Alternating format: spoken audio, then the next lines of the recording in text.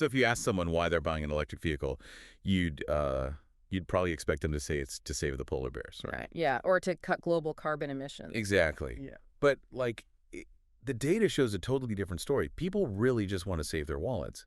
We have a pretty fascinating stack of research for today's deep dive. We really do. Yeah, we're pulling from consumer surveys in Australia Yeah. to these really deep financial analyses of urban commuters in India. Our mission is to uncover what is actually driving the EV revolution. So, okay, let's unpack this. Well, the reality is, it's far more pragmatic than those green marketing campaigns suggest. Like, you look at the recent Australian consumer survey, Yeah. and it completely flips the script. Oh, really? How so? Yeah, so researchers found that while 68% of people are considering an EV right now, the environment is only the top motivator for like 38% of them. Wow, that's lower than I thought. Right. The actual number one driver is fuel savings, which sits comfortably at 51%.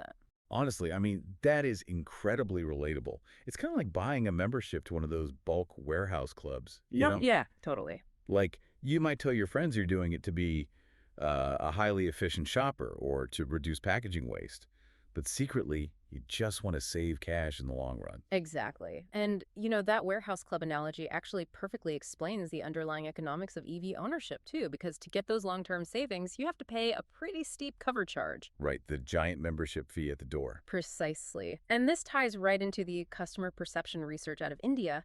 Buyers everywhere face the exact same obstacles holding them back: limited charging infrastructure, range anxiety, and most importantly, the high initial price tag. Yeah, that upfront cost is just universally the single biggest hurdle. It is. What's fascinating here is that price just uniformly dominates customer perception across completely different markets. And those costs are definitely no joke. I mean, looking at the net present value study in our sources, the math is pretty stark.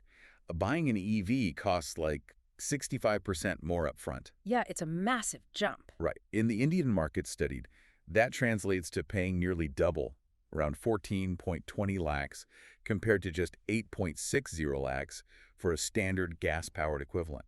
But then, and this is where your warehouse analogy kicks back in, your monthly operational costs just plummet by a massive 61%. Right, because electricity is what, significantly cheaper per mile than gasoline? Exactly, and EVs have far fewer moving parts, right? Which drastically slashes your maintenance costs over time. Wait, I have to stop you there, though. If an EV costs 65% more upfront, doesn't that completely lock out average income drivers?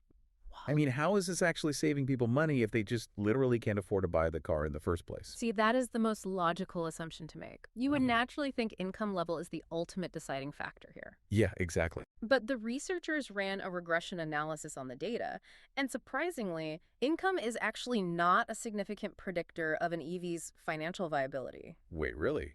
If it's not income, then what is it? It all comes down to your daily usage. The factors that actually dictate your financial success are your daily commuting distance and your access to reliable charging. Let me make sure I'm getting this. So because electricity is so much cheaper per mile, every mile you drive is essentially putting money back in your pocket. Precisely. You are basically racing to drive enough cheap miles to erase that initial purchase price. Ah, right. Going back to your warehouse analogy, the car is that like $120 membership fee, and the mileage is your bulk groceries. That makes so much sense. It hurts today, but if you buy enough bulk groceries every single month, it pays for itself in a few months. If you only go once a year, you lose money. Wow. So with an EV, the more kilometers you drive every single day, the faster that massive upfront cost pays off. High usage patterns are what actually make it financially attractive. Exactly. It really changes the math. So like, think about your own commute tomorrow morning. The farther you have to drive, the more an EV actually makes financial sense for you. It's a completely different way to look at the daily grind. It really is. We've kind of moved past the flashy marketing today to crunch the hard numbers that are actively reshaping the whole auto industry. Absolutely.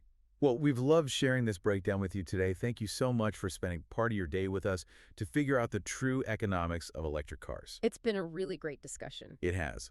But before we wrap up this deep dive, here's a final thought to chew on. If EVs are being adopted primarily for economic reasons rather than environmental ones, what happens to the green revolution if electricity prices suddenly skyrocket past the cost of gasoline?